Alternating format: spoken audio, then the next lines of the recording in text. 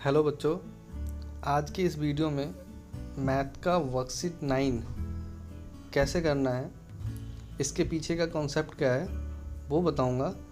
तो उससे पहले कॉन्सेप्ट पढ़ लेते हैं, फिर क्वेश्चन सारे करेंगे। जितने भी वर्कशीट में क्वेश्चन है, आई थिंक 3 क्वेश्चन है, तो तीनों के तीनों क्वेश्चन आज अभी करेंगे। पहले कॉन्सेप्ट देखते हैं।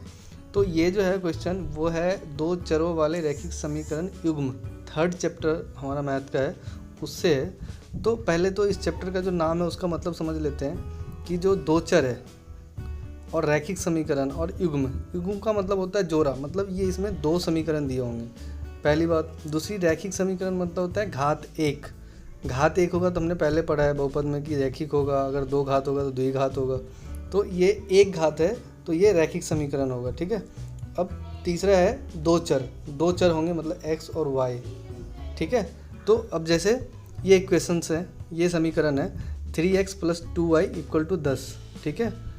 और दूसरा इक्वेशंस है हमारा 2x - 3y = 5।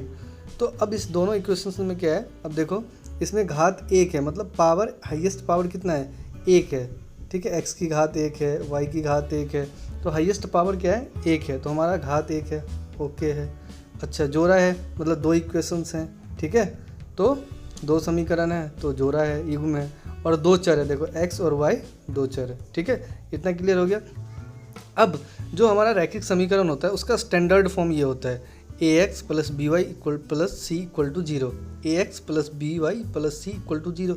अब क्या है, हम यहाँ पे समीकरण युग्म पढ़ रहे हैं, रैखिक समीकरण युग्म, मतलब यहाँ पे 2 इक्वेशंस होंगे, तो ये 2 का इक्वेशंस का स्टैंडर्ड फॉर्म ये है a1x + b1y + c1 = 0, ओके। और दूसरा है a2x + b2y + c2 = 0, ठीक है। अब देखते हैं कि इसमें जो है ना हमारा 3 कंडीशंस हैं। एक पहला कंडीशंस होता है, अब इसमें क्या है कि पहले हम जब 2 इक्वेशंस दिए होंगे, 2 समीकरण दिए होंगे, तो हम क्या करेंगे, वहाँ से a1 a2 b1 b2 और c1 c2 निकाल लेंगे, ठीक है। तो अब पहला कंडीशंस क्या है, जब a1 a2 बराबर नहीं होगा b1 b2 के, तो उसमें क्या है, 3 पॉसिबिलिटी हो सकती है। वो क्या है कि उसका क्या होगा, एक हल होगा, उस समीकरण का क्या होगा, एक हल होगा। एक हल को भी अद्वितीय हल भी कहते हैं। दूसरा क्या होगा कि प्रतिच्छेदी रेखाएं होगा। और तीसरा क्या होगा, संगत होगा। जब भी किसी समीकरण का अगर हल है तो वो संगत होगा, जब हल नहीं होगा, जब कोई हल नहीं होगा तो वो असंगत होगा, ठीक है। अब दूसरा पढ़ते हैं, दूसरा देखते हैं। दूसरा क्या है, कंडीशन a1/a2 बराबर b1/bt नहीं है, बराबर c1/c2। तो इस केस में क्या होगा, इसके क्या होंगे, अनेक सॉल्यूशन होंगे, अनेक हल होंगे या अनंत हल होंगे, ठीक है। इनफाइनाइट सॉल्यूशन या मेनी सॉल्यूशंस, ठीक है। दूसरा क्या हो सकता है, संपाती होगा रेखाएं। और तीसरा क्या है, संगत। अब देखो ये भी संगत है, ये भी संगत, क्यों, क्योंकि इस समीकरण के हल हैं। जिस समीकरण के हल होंगे, सॉल्यूशंस होंगे, तो वो संगत होंगे, ठीक है, कंसिस्टेंट होंगे, ठीक है। अब आगे देखते हैं।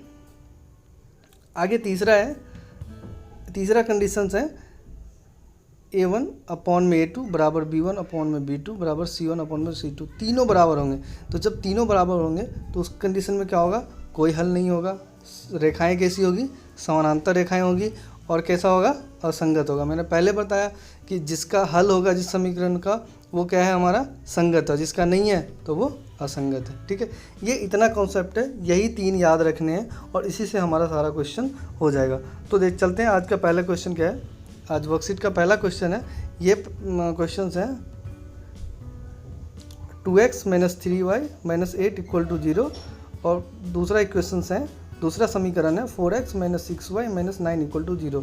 तो अब पहले क्या करेंगे, अब देखो हमारा स्टैंडर्ड फॉर्म लिख देंगे, दोनों समीकरण के नीचे हम स्टैंडर्ड फॉर्म लिख देंगे। a1x + b1y + c1 = 0, a2x + b2y + c2 = 0। अब क्या है, कंपेयर करो दोनों इक्वेशंस में, तो a1 क्या हो जाएगा 2, b1 क्या हो जाएगा -3 और c1 क्या हो जाएगा -8। इसी तरह इसमें कंपेयर करेंगे दोनों में, तो हमारा क्या हो जाएगा, a2 हो जाएगा 4, b2 हो जाएगा -6 और c2 हो जाएगा -9। अब इतना काम हो गया। अब आगे करेंगे क्या, निकालेंगे A1 अपॉन में A2 क्या आता है, B1 अपॉन में B2 क्या होता है और C1 अपॉन में C2 क्या होता है, और तीनों का देखेंगे उसमें तीनों में रिलेशन क्या आ रहा है, संबंध क्या आ रहा है। अब देखो A1 अपॉन में A2 क्या आ गया, 2 अपॉन में 4 और 1/2 आ गया। फिर B1 अपॉन में B2 क्या है, B1 हमारा कितना है -3, B2 कितना है हमारा -6, तो -3 बट्टे में -6, तो माइनस माइनस कैंसिल और 3 1 जा और 3 2 जा 6, तो 1/2 आ गया। ठीक है, अब C1 अपॉन में C2 इक्वल टू -8/-9, तो माइनस माइनस कैंसिल, तो 8/9। अब हमें क्या दिख रहा है कि ये और ये बराबर है।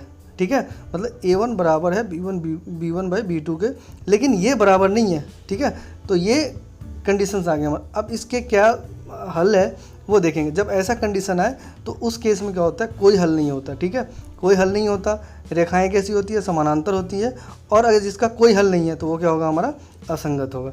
ठीक है, ये आज का पहला क्वेश्चन है। दूसरा क्वेश्चन है x - 2y = 0।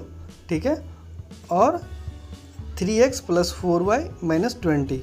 ओके, ये दूसरा समीकरण है। तो अब फिर क्या करेंगे, हम स्टैंडर्ड फॉर्म लिख देंगे दोनों इक्वेशंस के नीचे, और दोनों को कंपेयर करके हम A1 A2, ठीक है, B1 B2 और C1 C2 निकाल लेंगे।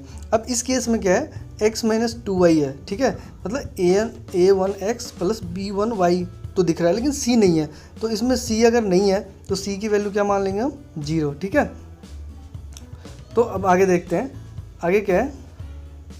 तो सारा लिख लिया, A1 A2 B1 B2 C1 C2 लिख लिया।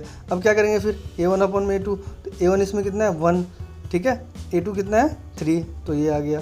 अब B1 अपॉन में B2 निकालेंगे, तो B1 कितना है -2 और B2 कितना है 4, तो -2 अपॉन में 4 -1/2। अब देखो, अब पहले दिख रहा है कि ये A1 अपॉन में A2 और B1 अपॉन में B2 बराबर नहीं है, क्योंकि ये 1/3 आया वैल्यू और ये आया -1/2, बराबर नहीं है। तो ये पहला ही कंडीशन हमारा क्या हो जाएगा, A1 अपॉन में A2 बराबर नहीं है B1 अपॉन में B2 के। तो इस केस में क्या होता है, एक हल होता है, अद्वितीय होता है, मतलब यूनिक सोल्यूशन होता है। ठीक है, प्रतिच्छेदी रेखाएं, ठीक है, इंटरसेक्टिंग होती है रेखाएं, ठीक है, और लाइन इंटरसेक्टिंग होता है। और फिर क्या होता है, अगर उसके हल हैं, सॉल्यूशंस हैं किसी समीकरण के, तो वो कैसा होता है, कंसिस्टेंट होता है और संगत होता है। ओके, तो जब भी किसी समीकरण का अगर सॉल्यूशन होगा तो क्या होगा, संगत होगा। अब तीसरा क्वेश्चन देखते हैं। थर्ड क्वेश्चन है x + y = 6 और 2x + 2y = 12। तो फिर हम क्या करेंगे, स्टैंडर्ड। अब इस केस में क्या करेंगे, पहले तो हम स्टैंडर्ड फॉर्म बनाएंगे। हमारा स्टैंडर्ड फॉर्म क्या होता है, A1x + B1y + C1। अब क्या है, = के बाद ये 6 लिखा है, तो हम पहले क्या करेंगे, इसको राइट साइड से लेफ्ट साइड में ले आएंगे। तो x + y - 6 है, ठीक है, +6 इधर है तो ये आ जाएगा -6। ओके, तो ये हो जाएगा। ठीक है, उसके बाद ये = 12 है, तो अब इसको पहले क्या करेंगे, 2x + 2y इस साइड ले आएंगे, -12 = 0। अब फिर स्टैंडर्ड फॉर्म लिखेंगे और दोनों को कंपेयर करके A1 A2 B1 B2 C1 C2 find out करेंगे। ठीक है, उसके बाद फिर A1 अपॉन में A2, तो A1 अपॉन में A2 इसका क्या हो जाएगा, 1/2। B1 अपॉन में B2 क्या हो जाएगा, 1/2, और C1 अपॉन में C2 क्या होगा, -6/1/2। ठीक है, तो अब इसमें क्या है, ये तीनों के तीनों क्या है, बराबर है। तो जब बराबर हो तो इस केस में क्या होता है, इस समीकरण के क्या होते हैं, अनेक हल होते हैं। ठीक है, अनंत हल होते हैं, मतलब इनफाइनाइट सॉल्यूशन होंगे। और जब इनफाइनाइट सॉल्यूशन होगा तो क्या होगा, संगत होगा। जब किसी का समीकरण का अगर हल है, सॉल्यूशन है, तो वो संगत होता है। और दूसरा रेखाएं कैसी होगी, समपाती होगा। ठीक है, ओके, तो ये आज का वर्कशीट था मैथ का, क्लास 10th का।